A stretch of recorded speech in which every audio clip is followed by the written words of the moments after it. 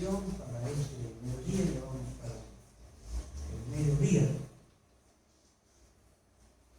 La necesidad de vivir con sabiduría.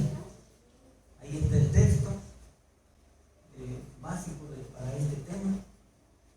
Enséñanos de tal modo a contar nuestros días que traigamos al corazón sabiduría. Vamos a analizar lo que dice el texto. Vamos a ver qué nos quiere decir, ¿verdad?, este texto. Este salmo es acreditado, leemos nuestras Biblias, versión 60, y se está dividida por párrafos. Dice que este salmo lo escribe Moisés. Moisés está acreditado a Moisés. Vamos a pasar a la siguiente diapositiva.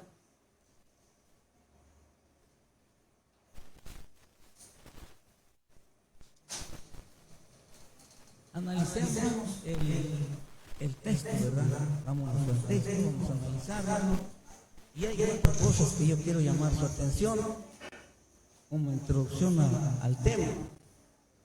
Número uno. Número uno.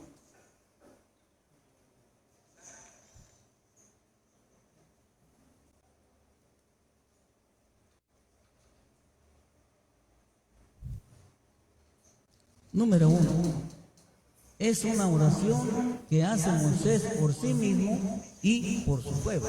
Porque dice, enséñanos. ¿A quién le está diciendo? Enséñanos. A Dios. Estaba pidiendo por él porque se incluye, dice, enséñanos. Se está incluyendo. Está pidiendo por su pueblo. Él y su pueblo, en este caso Israel, necesitaba ser enseñados por Dios. Número 2.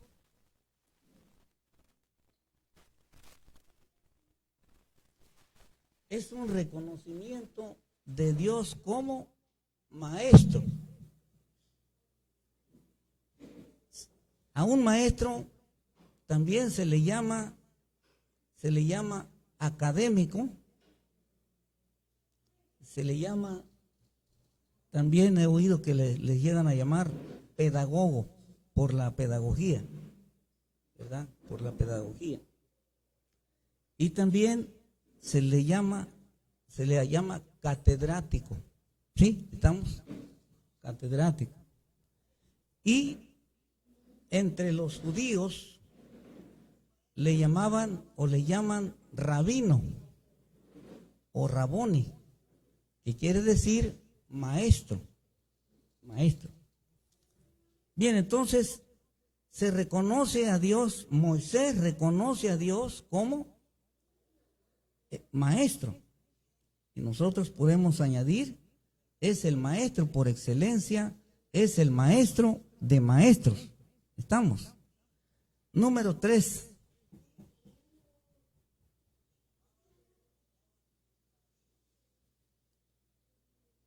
Es una oración de una persona que reconoce su falta de ¿qué? De sabiduría, porque le está diciendo, Señor, enséñanos de tal modo que traigamos al corazón ¿qué? Sabiduría. ¿Por qué se lo dice a Dios? Porque reconoce que necesita sabiduría. Así como Salomón le dijo a Dios, cuando Dios le dice, le aparece en sueños en la noche, le dice, pídeme lo que quieras que yo te dé. ¿Qué pide Salomón?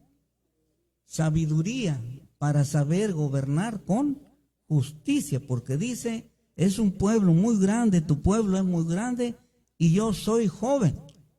Entonces Salomón reconoce que necesita sabiduría y eso es lo que le pide Dios.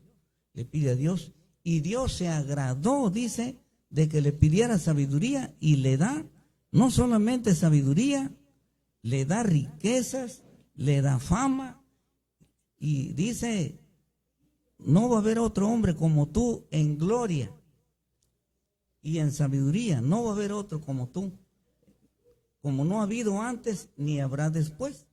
Y es cierto, ¿verdad? Cuando nosotros leemos Proverbios, dice que Salomón escribió 3,000, más de 3,000 proverbios, ¿se imagina? ¿Se imagina? Ok, Dios le dio sabiduría. Y Santiago nos dice, Santiago capítulo 1, versículos 5 al 7, dice Santiago, si alguno está falto de sabiduría, pídala a Dios, y Dios le dará abundantemente, y le será dada, ¿verdad? Entonces, ahí está. Número 4.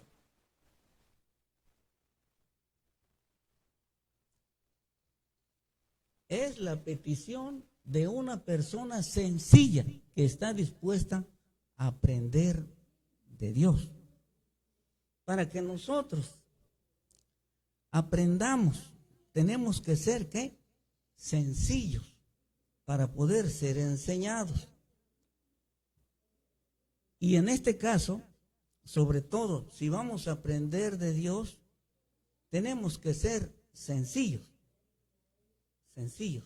Y de hecho, pues los que estamos aquí hemos aprendido algo de esto, porque estamos aquí aprendiendo de la palabra de Dios. Yo juntamente con ustedes, yo aprendo cada día de Dios, porque nosotros no lo sabemos todo. Bien, mi tema solamente tiene 2 puntos, ¿verdad? Vamos a continuar con lo siguiente. Por tal motivo, pues, ¿verdad? Les invito a considerar este tema. Vámonos con el Romano 1. Romano 1. Romano 1, la necesidad de vivir con sabiduría en nuestra vida diaria. El título de este tema, a la luz de los homiléticos, este título es de frase enfática. ¿Por qué frase enfática? Porque está puesto en la primera división del tema y luego viene en la segunda división del tema. Se repite, por eso se le llama en homilética frase enfática, título de frase enfática. Bien, Romano 1:1. Romano 1:1.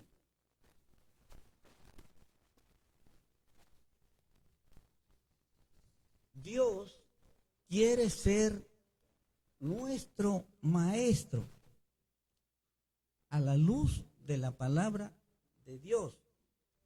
Dios quiere ser nuestro maestro. Nosotros leemos la palabra de Dios y así lo encontramos. Es la siguiente.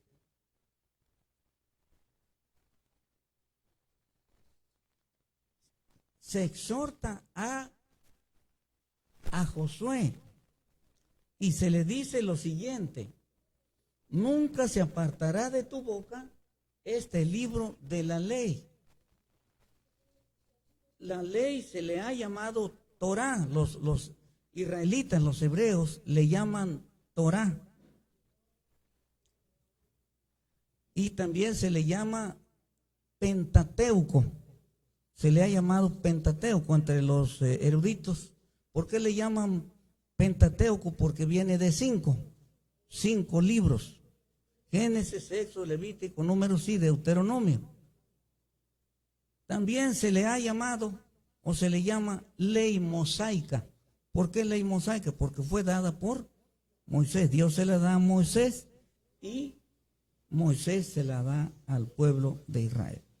Entonces, dice aquí la palabra de Dios, ahí solamente puse una parte, dice aquí: nunca se apartará de tu boca este libro de la ley, sino que de día y de noche meditarás en él, para que guardes y hagas conforme a todo lo que en él está escrito, porque entonces harás prosperar tu camino y todo te saldrá bien. Esta es la exhortación, esta es la invitación, si queremos llamarle invitación, este es el consejo de Dios para Josué. Él acababa de tomar la dirección del pueblo de Israel. Él era el sucesor de Moisés. Y Dios le dice esto porque Dios quiere que este varón cumpla con un excelente papel en su liderazgo. Él conoció los problemas que tuvo Moisés con el pueblo y sabía de la problemática a la cual él estaba por enfrentar. Por eso Dios le dice estas palabras. Dios está siendo su maestro y quiere ser su maestro por medio de la Torá, enseñándole a él la palabra, su palabra. Pasamos a la siguiente diapositiva.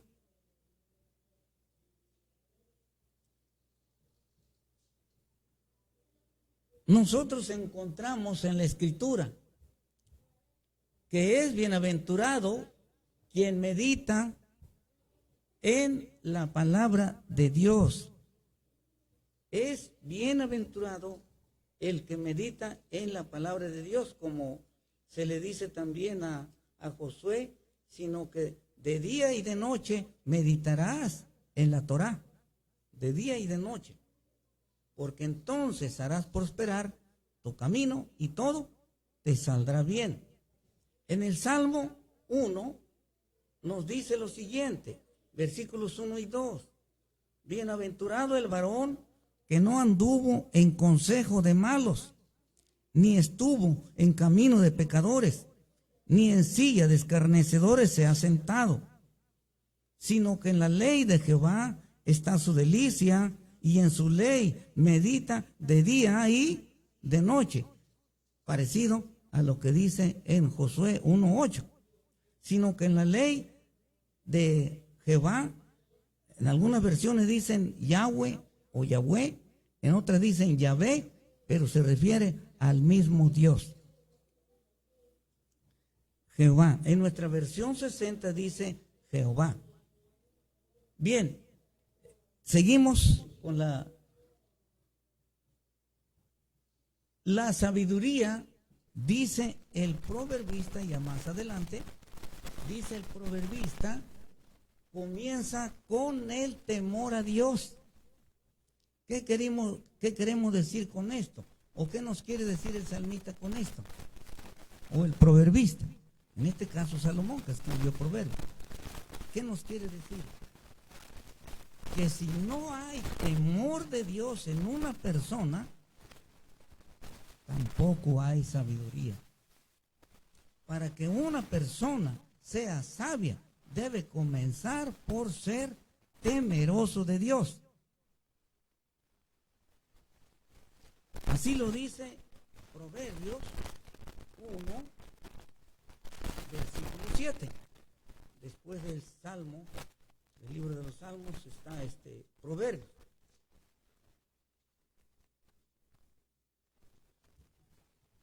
Una persona puede tener mucho conocimiento, pero una cosa es tener mucho conocimiento y otra cosa es tener sabiduría. Porque el principio de la sabiduría es el temor de Dios. El temor de Dios. Y nos sigue diciendo el texto. El principio de la sabiduría es el temor de Jehová. Los insensatos, aquí hay una palabra fuerte, los insensatos desprecian la sabiduría. ¿Y qué más desprecian? La enseñanza. ¿Quién es el autor de este libro? Es Dios.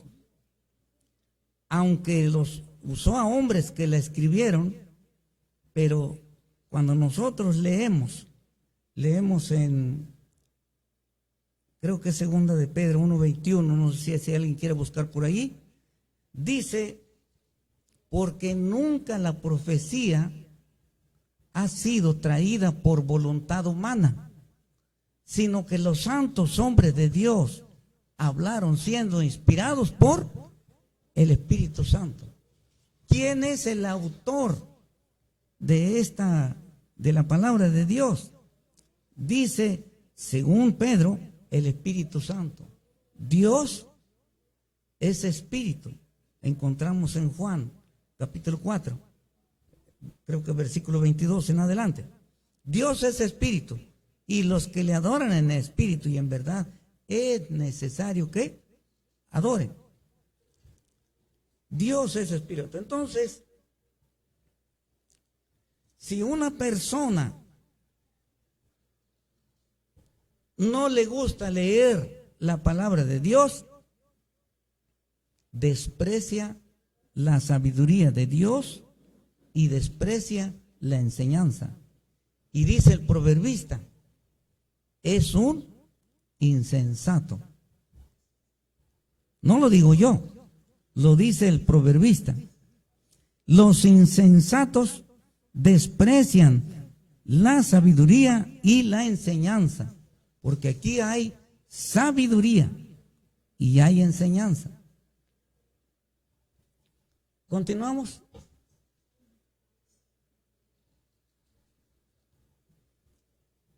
Cuando nosotros leemos la palabra de Dios, nos damos cuenta que no hay otra forma que haga al joven vivir una vida santa, una vida limpia, una vida recta, una vida pura, si no es a través de la palabra de Dios.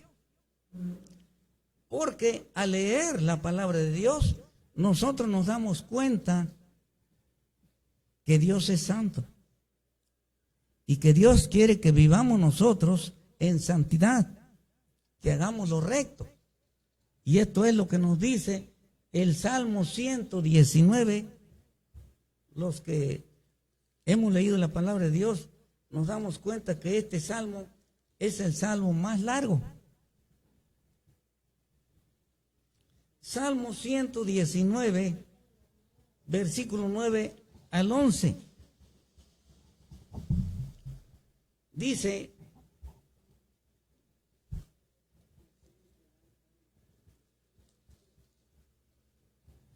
dice así la palabra de Dios: ¿con qué limpiará el joven su camino? Con guardar tu palabra. Y dice el salmista, con todo mi corazón te he buscado. No me dejes desviarme de tus mandamientos. Versículo 11. En mi corazón he guardado tus dichos.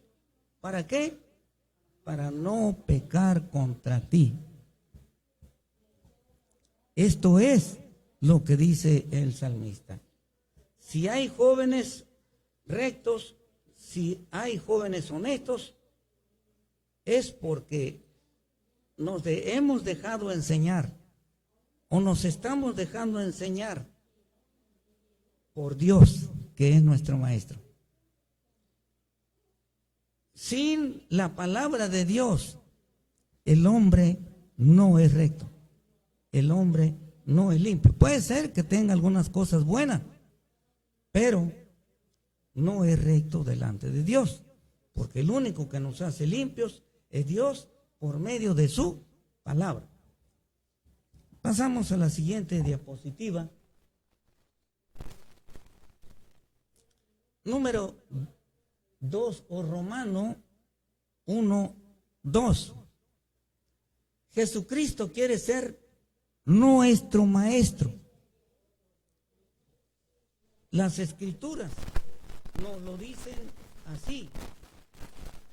Y vamos aquí al Evangelio de Juan, Evangelio de San Juan, capítulo 5.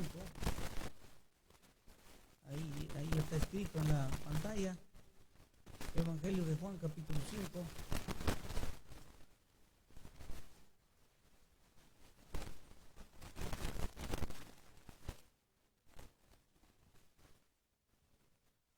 el versículo 39 dice nuestro Salvador, el Señor Jesucristo: escudriñad las Escrituras, porque a vosotros os parece que en ellas tenéis ¿qué? La vida eterna. Y al final dice: y ellas son las que dan testimonio de mí. Cuando nosotros hacemos un estudio a fondo, nosotros nos damos cuenta que la Torá nos habla de Jesús. El sistema de sacrificios, Dios les dice a los israelitas en el libro de Levítico que cuando ofrecieran un holocausto, un animal para expiación o para una ofrenda de paz, dice que el animal fuera limpio, que no tuviera algún defecto, que no fuera cojo o perniquebrado, que no estuviera tuerto, que no estuviera una manita quebrada o que no tuviera ningún defecto. ¿Saben por qué? Porque eso representaba a Jesús, que iba a ser entregado en la cruz del Calvario sin pecado, sin mancha.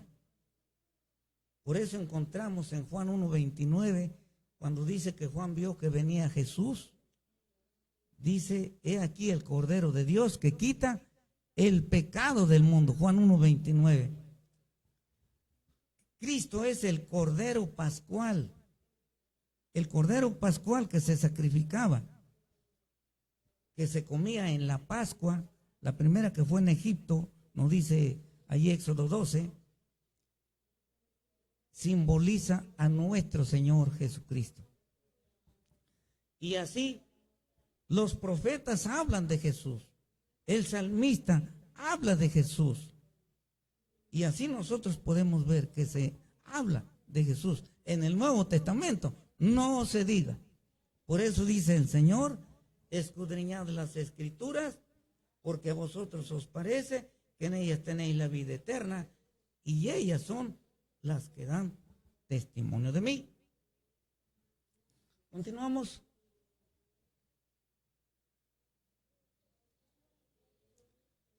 El Espíritu Santo ha venido para enseñarnos, recordarnos y para guiarnos. El Espíritu Santo quiere decir que en este momento, aunque Cristo se fue y está sentado a la diestra de Dios, Él envió su Espíritu Santo en la fiesta de Pentecostés hace ya casi 2000 años. El Espíritu Santo continúa en esta tierra. El Espíritu Santo, ¿en dónde está morando? ¿En dónde está morando en este momento? En el corazón de todos los creyentes. Y podemos decir de los verdaderos creyentes. Porque hay creyentes que se dicen nada más de labios.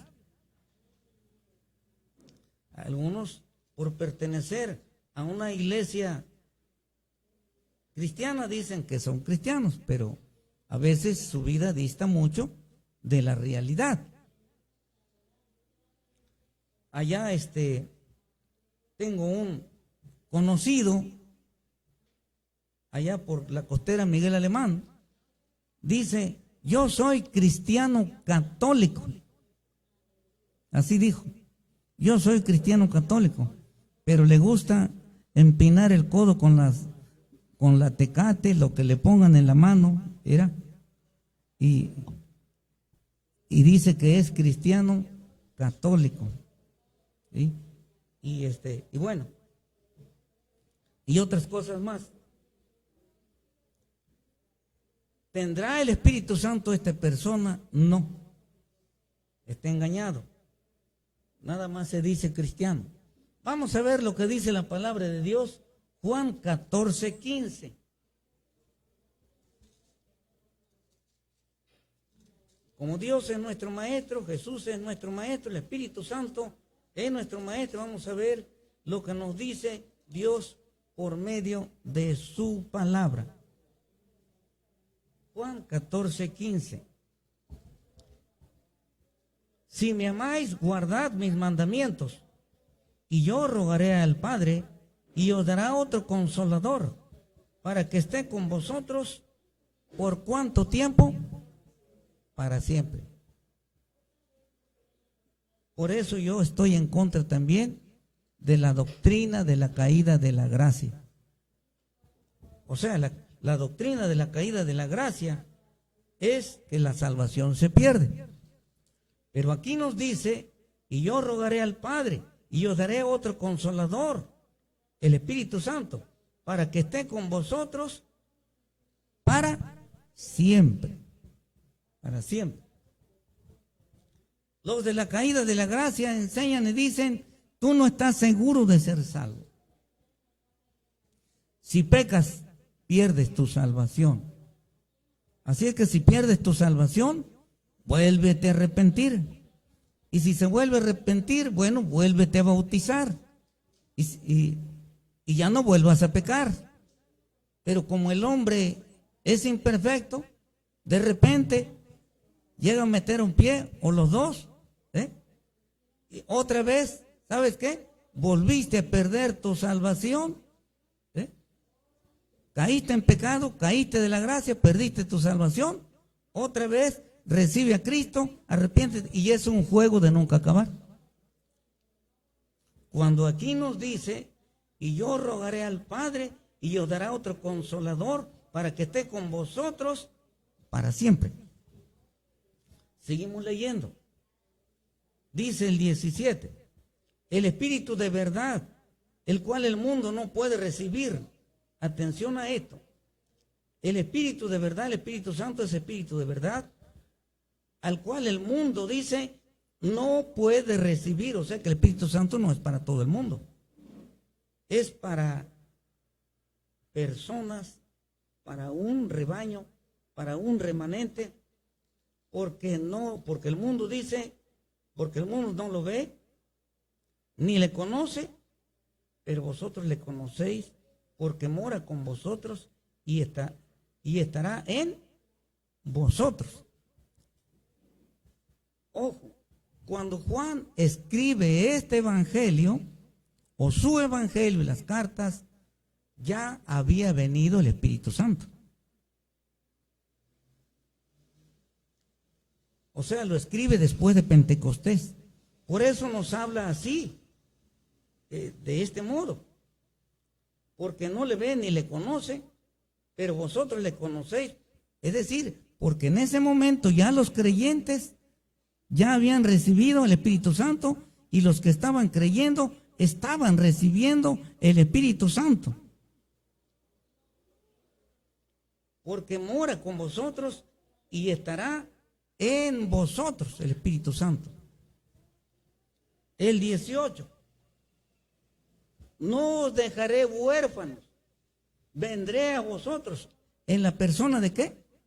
Del Espíritu Santo. El que tiene el Espíritu Santo tiene a Cristo. Dice, no dejaré huérfanos, vendré a vosotros. ¿En la persona qué? Del Espíritu Santo. Seguimos el versículo 26. A ver, perdón, antes de continuar con el siguiente comentario. El versículo 26 de este capítulo. Mas el Consolador, el Espíritu Santo, a quien el Padre enviará en mi nombre, Él os enseñará todas las cosas y os recordará todo lo que yo os he dicho. Lo que yo les acabo de poner ahí está. El Espíritu Santo nos recuerda. Dice aquí, nos enseña todas las cosas y nos recuerda las cosas que debemos recordar. Pasamos al capítulo 16, versículos 6 al 13. 7 al 13, perdón. Dice lo siguiente. Pero os digo la verdad, os conviene que yo me vaya, porque si no me fuera, el Consolador, o sea, el Espíritu Santo, no vendría a vosotros. Mas si me fuere, os lo enviaré. Y cuando Él venga, convencerá al mundo de pecado, de justicia y de juicio. De pecado, por cuanto no creen en mí. De justicia, por cuanto voy al Padre y no me veréis más. Y de juicio, por cuanto el príncipe de este mundo ha sido ya juzgado. ¿Quién es el príncipe de este mundo? Satanás, el diablo. El diablo. Del mundo incrédulo, no del mundo cristiano, no, del mundo incrédulo. Porque el diablo ahí opera. En los hijos de desobediencia, dice Pablo en Efesios capítulo 2. Opera en los hijos de desobediencia. Seguimos. Aún tengo muchas cosas que deciros, pero ahora no las podéis sobrellevar. Pero cuando venga el Espíritu de verdad, Él os guiará a toda ¿qué? A toda verdad. Porque no hablará por su propia cuenta, sino que hablará todo lo que oyere y os hará saber las cosas que habrán de venir. Esto es lo que la obra del Espíritu Santo. Continuamos. Ahora yo hago la siguiente pregunta. ¿Cuáles son los requisitos para recibir al Espíritu Santo?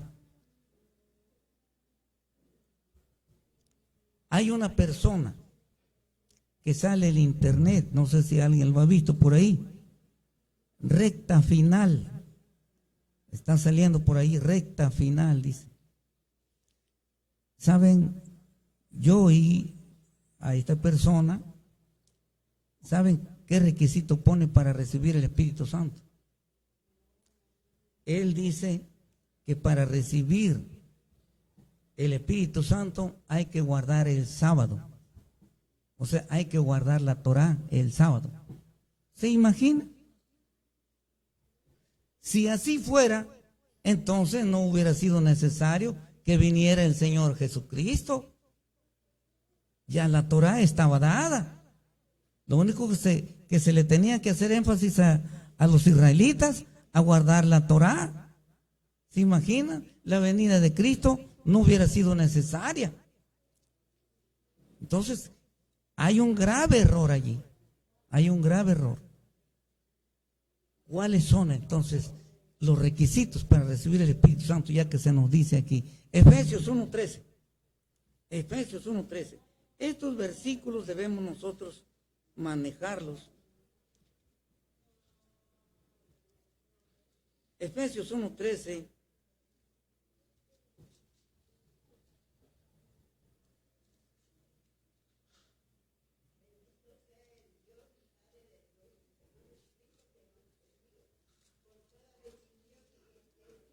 Efesios 1:13.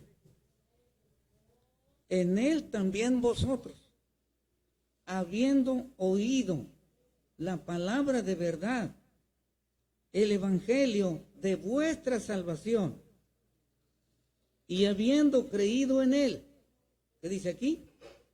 Fuisteis sellados con el Espíritu Santo, ¿de qué? De la promesa. Aquí no dice que hay que guardar el sábado o hay que guardar la Torá. ¿Se imagina? ¿Se imagina?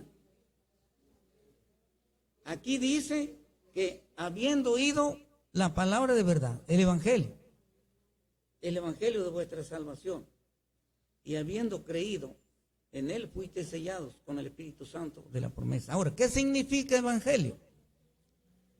Evangelio significa buena nueva de salvación. ¿Y saben quién es la buena nueva de salvación?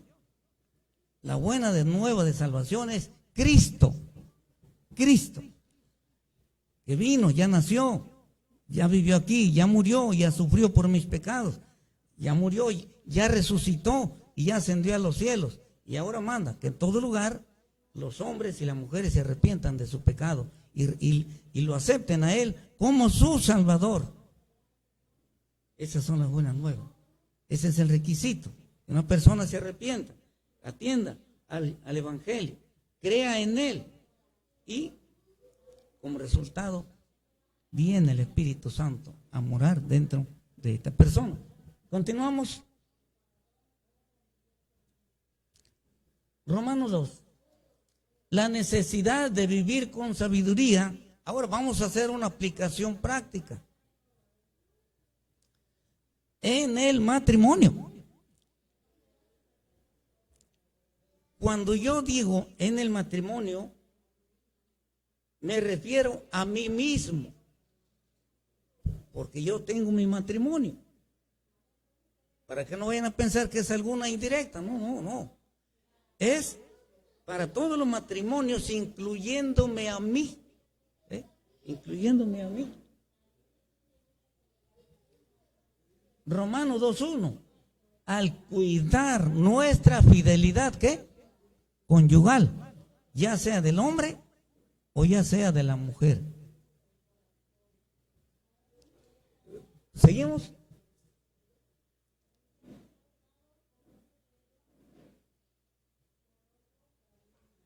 Y seguimos con el consejo de la palabra de Dios. Hoy día está ya prevaleciendo una idea de los que viven en unión libre. Dicen, ¿para qué me voy a casar si después de casarme me voy a divorciar? Mejor así vivimos en unión libre. En un momento dado no salimos de acuerdo, no estamos ligados por ningún juez, pues ya nos separamos, cada quien se va por su camino y no vamos a tener que ir al juez que nos divorcie, ¿verdad? O que haga una cosa. Entonces, y así se acomodan a vivir, ¿qué? En unión libre. Pero vamos a ver lo que dice Dios en su palabra. Proverbios 5, 18 al 20. Seguimos con el proverbista.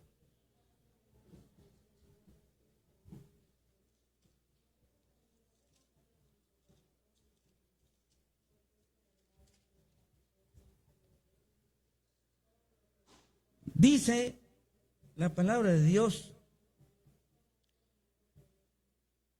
sea bendito tu manantial y alégrate con la mujer, ¿qué?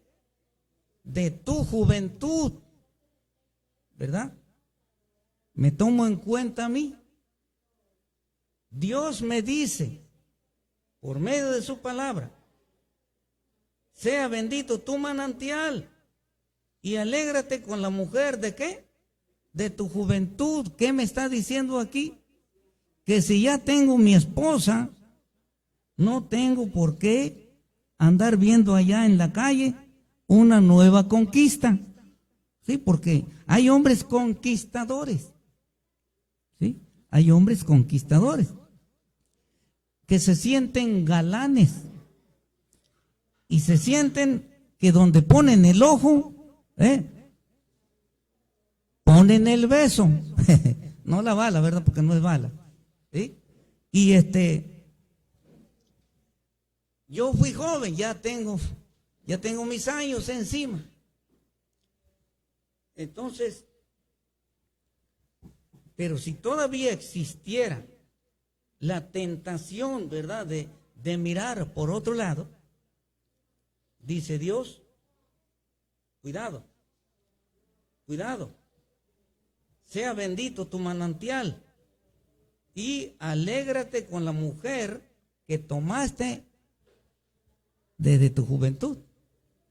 Porque yo estaba chavalón y mi esposa, pues no se diga, yo le llevo 6 años y un poquito más, creo, ¿verdad? Y entonces, Dios quiere que nuestro matrimonio sea, ¿qué? Sea bendito. Pero ¿cómo va a ser bendito? Que yo me mantenga, ¿qué? Fiel leal a mi esposa. Leal a mi esposa. Miren, hay un dicho por ahí que suena y se oye. Dice, son más alegres las tardes que las mañanas, cuidado. Se dice que los varones pasamos por una etapa cuando ya nos estamos acercando a la andropausia. ¿Sí han oído hablar de esto? La andropausia le da el hombre y a la mujer le da menopausia. Dicen que cuando se viene esa etapa, el hombre no quiere reconocer que ya le llegó la edad. Y entonces él, ¿cuál es la reacción si no quiere reconocer? No, yo todavía puedo. No, yo no, a mí no me va a dar. Yo puedo, ¿verdad? Y a veces, ¿cómo lo quiere demostrar? Pues, viendo las jovencitas, ¿verdad? Y pero, como cristianos, para nosotros, no hay eso. No hay eso. El cristiano tiene los pies en la tierra. Y hay que reconocer, porque estamos agradando a un Dios vivo. A un Dios vivo. Y nos sigue diciendo el texto, como sierva amada y graciosa gacela. ¿Conocen las gacelas? Yo creo que sí las vemos por televisión. Qué bonitas se ven, ¿verdad? Las gacelas. Cuando la mujer es joven, se ve bonita, ¿verdad? Como una gacela. Qué preciosa la gacela, ¿no? Pero ya conforme vienen pasando los años, ya se viene notando en el semblante, ¿verdad? Pero por eso nos dice Dios, alégrate con la mujer de tu juventud. Cuando tomaste a tu mujer, no la tomaste así, la tomaste como una gacelita bonita, y síguela recordando así, como una gacelita bonita, a pesar de los años. Y alguien dice un dicho por ahí, machete, estate en tu vaina. Entonces, es Dios que nos habla. Es Dios que nos habla. Sigue diciendo el texto, dice, sus caricias te satisfagan en todo tiempo y en su amor recréate siempre. ¿Qué sucede? Cuando el varón se vuelve conquistador y ya anda con una más joven que la esposa,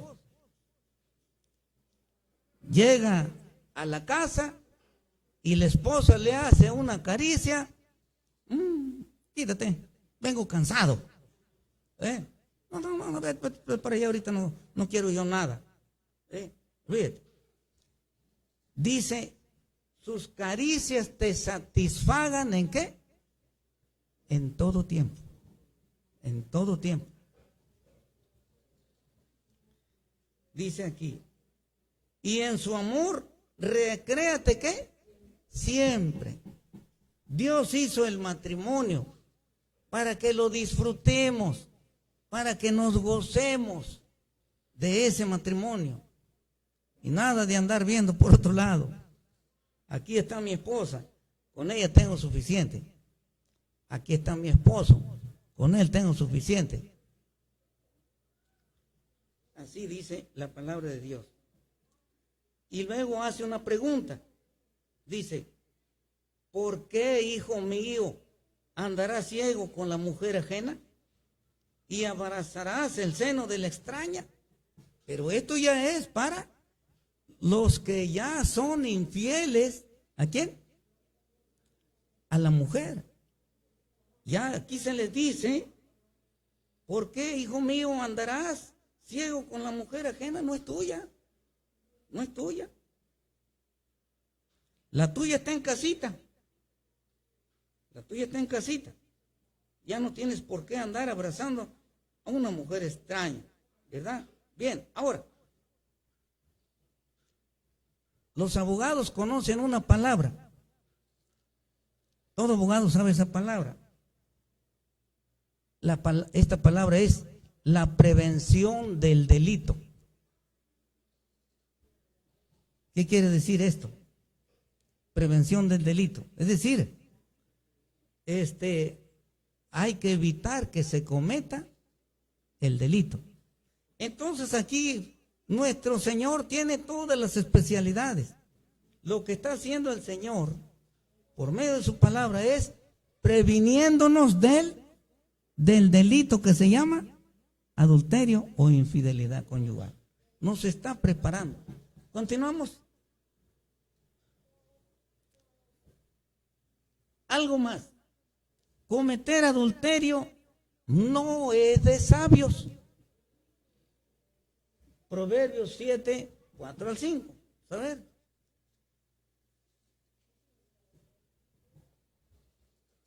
Porque le estamos pidiendo a Dios sabiduría para que nos enseñe a vivir con sabiduría. Por eso el tema es la necesidad de vivir con sabiduría. Dice Proverbios 7, 4 y 5. Di a la sabiduría, tú eres mi hermana. Y a la inteligencia, llama ¿qué? Parienta. Versículo 5. ¿Para qué? Para que te guarden de la mujer, ¿qué? De la mujer ajena. O de el varón ajeno. Y de la extraña, que ablanda, ¿qué? Que ablanda con sus palabras. Tanto hay varones como mujeres que quieren seducir a alguien, ¿verdad? Les comienzan a decir palabras, pues, bonitas, ¿verdad? Y ahí, si uno no tiene cuidado, uno puede caer. Uno puede caer. Entonces, hay que poner distancia de por medio. Hay que cuidarnos. Hay que cuidarnos. Bueno, quizá alguien diga, bueno, pues ya tú ya estás viejo, ya ni quien te esté mirando. Bueno, gracias a Dios que ya tengo la edad que tengo. Pero, aún así, el diablo es diablo. Cuando uno es joven, cuidado. Por eso el Señor nos está diciendo aquí, por medio de su palabra, que cometer adulterio no es de sabios. No es de sabios. Hebreos 13:4, en el Nuevo Testamento. En el Nuevo Testamento.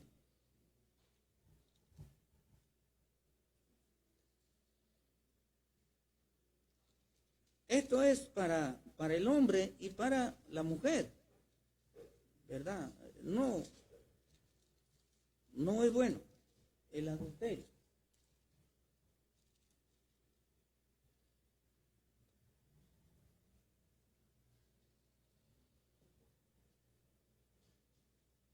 No es bueno el adulterio.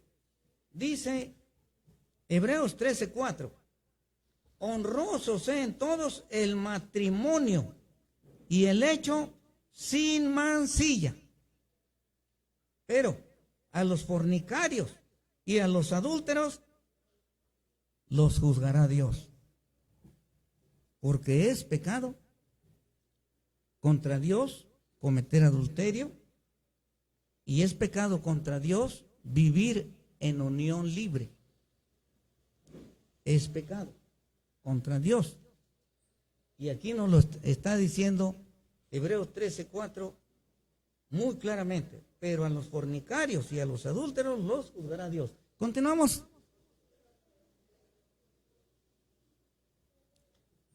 Romanos 2:2. Al edificar sobre la roca. Al edificar sobre la roca. Continuamos. la necesidad de vivir con sabiduría en el matrimonio al edificar sobre la roca. Y aquí hay algo fuerte que se dice aquí, pero para prevenir, ¿verdad? Este pecado es algo para prevención, es decir, para que no lo hagamos.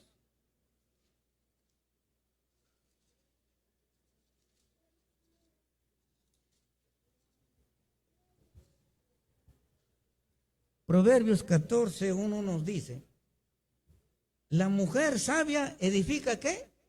Su casa, mas la necia con sus manos la derriba.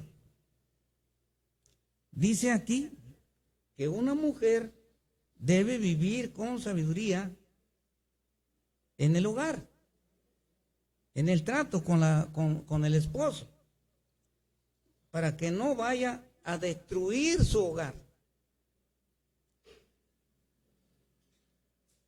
Y la realidad es la siguiente: después de una infidelidad conyugal,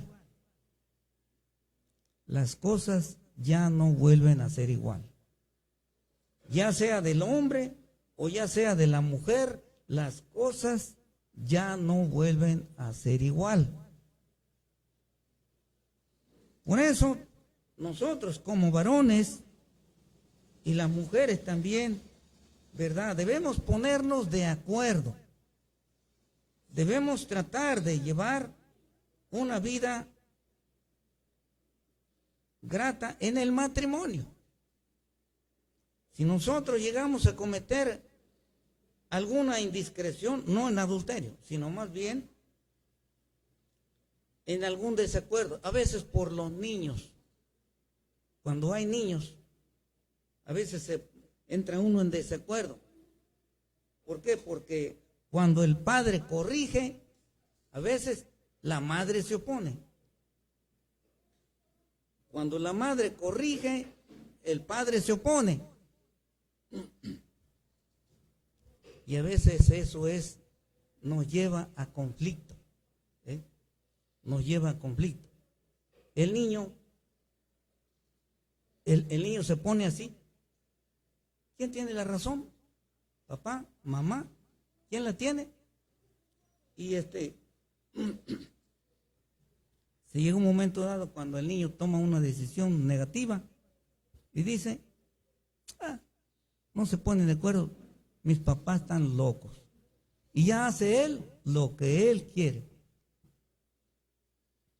Un consejo de un hombre de experiencia. Mamá, si corriges, papá apoya la corrección de la hija o del hijo. Papá, si corriges, mamá apoya la corrección del esposo. Y si tú tienes que actuar, actúa al momento. Si viste algo que no te gustó del niño o de la niña, corrígelo desde ya. No esperes a que le digas al hijo. A veces se dice al hijo o al niño, vas a ver cuando llegue tu papá, vas a ver cuando llegue tu mamá, y el niño ahí está, ya va a venir mi mamá, ya va a venir mi papá, y ahí está, y ahí está el niño, y ya va a venir, porque y si ya sabe cómo es el papá o cómo es la mamá, de seguro se lo va a sonar. Entonces el niño está el pobre niño, ya nomás está bien, ya se está haciendo tarde, ya viene la hora, y así está el pobre niño. Y a veces los niños se trauman. Mejor hay que actuar, ¿verdad? Luego, para no decirle cuando venga tu mamá, cuando venga tu papá, pues ambos tienen autoridad sobre los niños. Tanto autoridad tiene el padre como autoridad tiene la madre para corregir. Pero también que sea algo que realmente amerite la corrección, ¿verdad? Que no sea por cualquier cosa. Que no sea por cualquier cosa. Tampoco el niño se le va a estar pégale, pégale, pégale. No, se trauman también los niños. No, debe ser algo. Y hay que tratar de entender a los niños. Son niños. No tienen la mentalidad de un adulto, son niños. Hay que entenderlos, hay que comprenderlos. Porque si no, a veces se crean fricciones. Se crean fricciones y eso se va guardando, se va guardando, se va acumulando, hasta que la mujer dice, ya estoy harta. Siempre que yo quiero corregir, tú siempre te opones, le dice al esposo. O viceversa, el esposo, siempre que él quiere corregir, la mamá, déjame niño, no me lo toques. Porque a mi niño, a mi niña, yo lo di a luz y yo puedo hacer con ella o con él lo que yo quiera. Así que no me lo toques, no me lo toques. Ay, el niño hace conchita, ¿verdad? La niña hace conchita. Y siempre. Así que eso llega a crear conflicto. Que si llega el momento y dice el padre se enfada a veces, dice, ya estoy harto. Porque yo no soy digno de corregir, nomás tú. Nada más es tu hijo, tu hija. Entonces, hermanos, tengamos cuidado. Pongámonos de acuerdo como padres, cómo vamos a llevar a los niños para que no nos cree conflicto en un futuro. Ok, continuamos. El Señor Jesús nos desafía a edificar con sabiduría. Lo dice Mateo 7, 24 al 27. Ya estamos llegando al final de nuestra plática.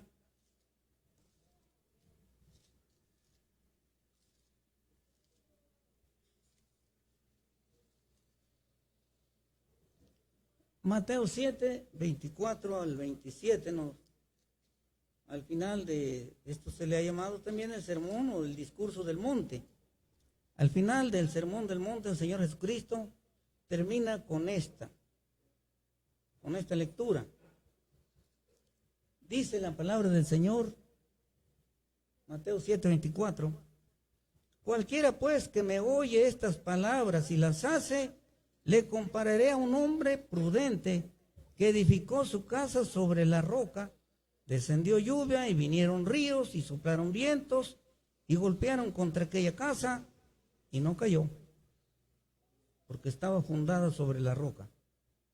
Pero cualquiera que me oye estas palabras y no las hace, le compararé a un hombre insensato que edificó su casa sobre la arena. Y descendió lluvia y vinieron ríos y soplaron vientos y dieron con ímpetu contra aquella casa. Y cayó y fue grande su ruina. Aquí casa, podemos decir, se refiere a la casa material, pero sobre todo aquí la casa se refiere a el hogar, a la familia. Que nosotros edifiquemos sobre la roca. ¿Saben quién es la roca? La roca es Jesucristo. Es Jesucristo. Enseñémosle la palabra de Dios a nuestros hijos, para que esos hijos crezcan con educación cristiana de ser temerosos de Dios. Tengamos el culto familiar. Oremos juntos. Oremos juntos. Es muy bueno eso. A veces nosotros nos descuidamos, pero siempre es bueno enseñarles a los niños a leer un versículo. Tan chiquitos, ya saben leer. Bueno, no pueden leer un capítulo, un versículo, vamos a leer un versículo. Y hay que tratar de enseñarles versículos de memoria.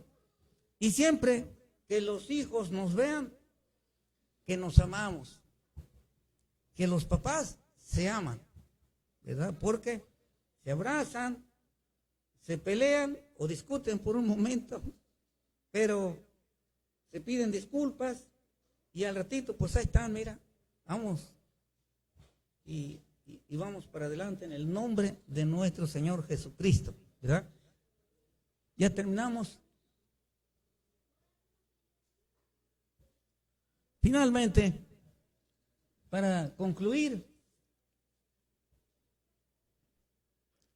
si queremos ser enseñados por Dios, no descuidemos la lectura de su palabra. Tenemos que leer. Miren, yo he leído la palabra de Dios, pero ahora de este año que acabo de terminar, me propuse leer más. ¿Sí? Entonces estoy queriendo terminarla de leer la Escritura en un año, porque la verdad yo la leía, pero no la terminaba en un año. Comencé en febrero y ahorita estoy leyendo, no le he leído en orden, pero ya leí más de la mitad y ya estoy cerca. A ver si en febrero la termino de leer en un año. Entonces hay que leer. Ahora,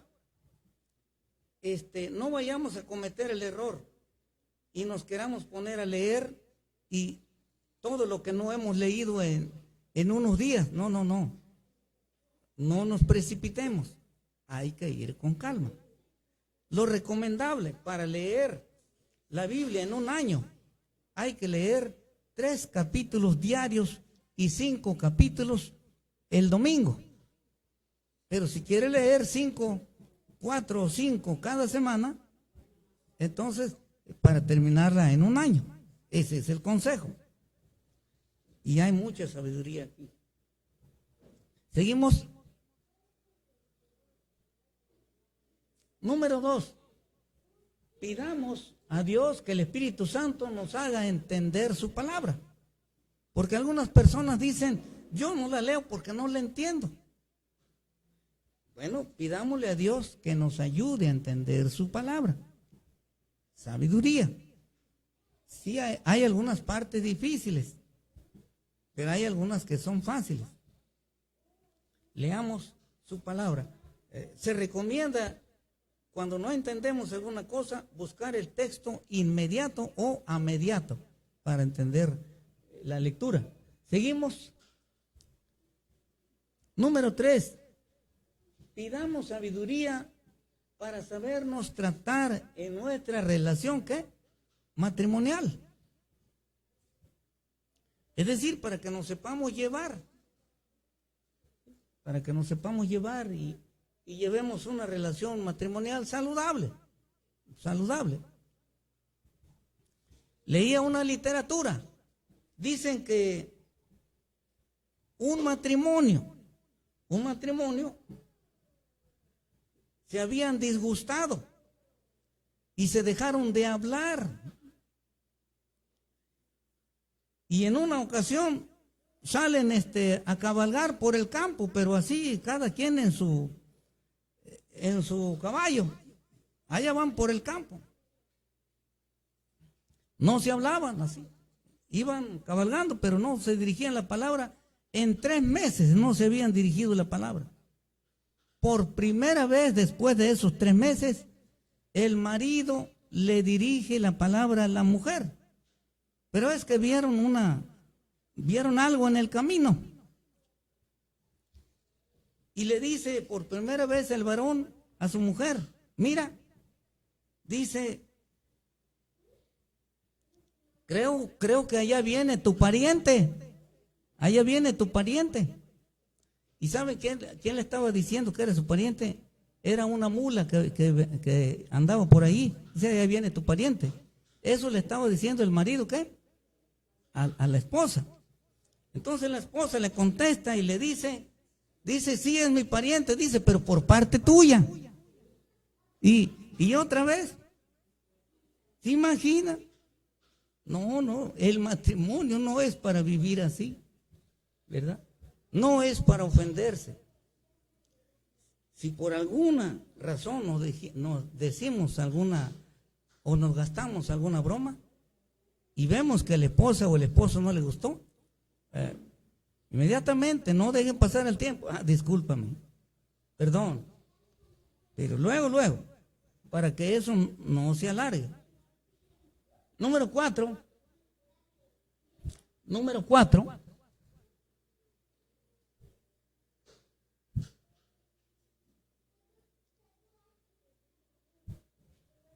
Seamos agradecidos con Dios por darnos una esposa. ¿Ya ven cuántos solteros hay? ¿O solteras? No olvidar que estamos modelando para nuestros hijos. ¿Y el texto? ¿Cuál fue nuestro texto? Aquí lo vemos de nuevo, para que no se nos olvide dónde estuvo basado el tema.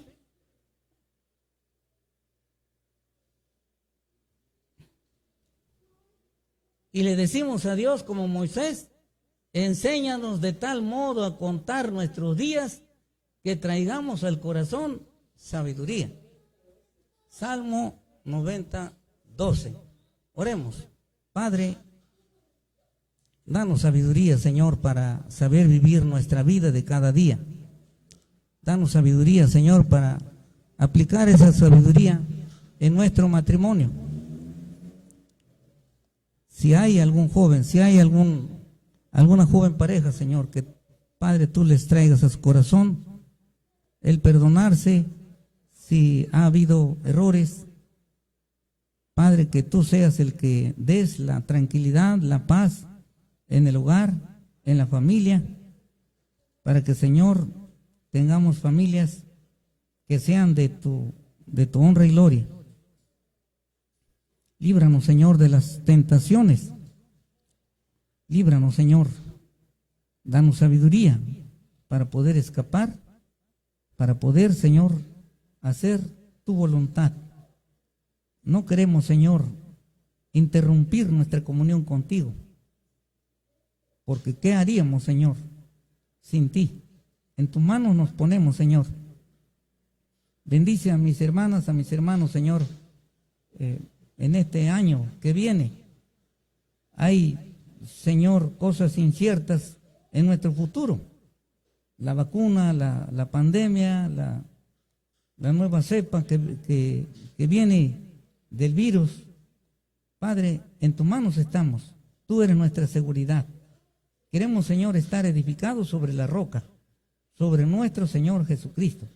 Que tu Espíritu Santo nos siga guiando y nos guíe a toda verdad. En el nombre de Jesucristo lo pedimos. Amén.